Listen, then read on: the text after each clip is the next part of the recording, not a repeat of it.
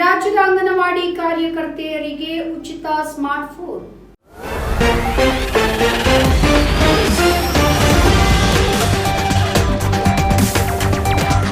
ರಾಜ್ಯದ 76,000 ಅಂಗನವಾಡಿ ಕಾರ್ಯಕರ್ತೆಯರಿಗೆ ಉಚಿತವಾಗಿ ಸ್ಮಾರ್ಟ್ಫೋನ್ ಅನ್ನು ನೀಡಲು ರಾಜ್ಯ ಸಚಿವ ಸಂಪುಟ ಸಭೆಯಲ್ಲಿ ತೀರ್ಮಾನಿಸಲಾಗಿದೆ. ಮುಖ್ಯಮಂತ್ರಿ ಸಿದ್ದರಾಮಯ್ಯ ನೇತೃತ್ವದಲ್ಲಿ ನಡೆದಂತಹ ರಾಜ್ಯ ಸಂಪುಟ ಸಭೆಯಲ್ಲಿ ಸಮಗ್ರ ಶಿಶು ಅಭಿವೃದ್ಧಿ ಯೋಜನೆಯಡಿಯಲ್ಲಿ ಅಂಗನವಾಡಿ ಕಾರ್ಯಕರ್ತೆಯರಿಗೆ ಉಚಿತವಾಗಿ ಸ್ಮಾರ್ಟ್ಫೋನ್ ನೀಡಲು ನಿರ್ಧರಿಸಲಾಗಿದೆ.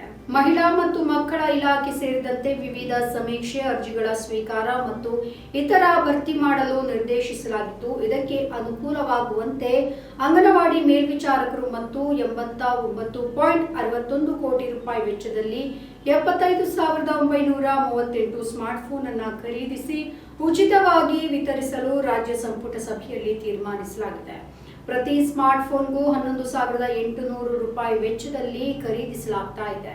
ಪೋಷಕ್ ಅಭಿಯಾನ ಯೋಜನೆಯ ಮಹಿಳಾ ಮತ್ತು ಮಕ್ಕಳ ಅಭಿವೃದ್ಧಿ ಇಲಾಖೆಯ ಫಲಾನುಭವಿಗಳನ್ನ ಗುರಿಯನ್ನಾಧರಿಸಿ ಎಲ್ಲಾ ಪೌಷ್ಟಿಕತೆಯ ಯೋಜನೆಗಳನ್ನು ಒಗ್ಗೂಡಿಸುವಂತಹ ಉದ್ದೇಶದಿಂದ ಮಕ್ಕಳು, ಗರ್ಭಿಣಿಯರು ಮತ್ತು ಹಾಲುಣಿಸುವ ತಾಯಂದಿರ ಪೌಷ್ಟಿಕತೆಯ ಸ್ಥಿತಿಯನ್ನ ನಿರ್ದಿಷ್ಟ ಅವಧಿಗೆ ಅನುಗುಣವಾಗಿ ಸುಧಾರಿಸಲು ಚಟುವಟಿಕೆಗಳನ್ನು ಕೈಗೊಂಡ ಮಾಹಿತಿಯನ್ನ ಪೋಸ್ಟ್ ಟ್ರ್ಯಾಕರ್ನಲ್ಲಿ ಅಳವಡಿಸಲು ಸ್ಮಾರ್ಟ್ಫೋನ್ ಅನ್ನು ಖರೀದಿಸಲಾಗ್ತಾ ಇದೆ ಅಂತ ರಾಜ್ಯ ಸಚಿವ ಸಂಪುಟ ಸಭೆಯ ಬಳಿಕ ಕಾನೂನು ಮತ್ತು ಸಂಸದೀಯ ವ್ಯವಹಾರಗಳ ಖಾತೆ ಸಚಿವ ಎಚ್.ಕೆ. ಪಾಟೀಲ್ ಸಂಪುಟದ ನಿರ್ಣಯಗಳನ್ನು ತಿಳಿಸಿದರು.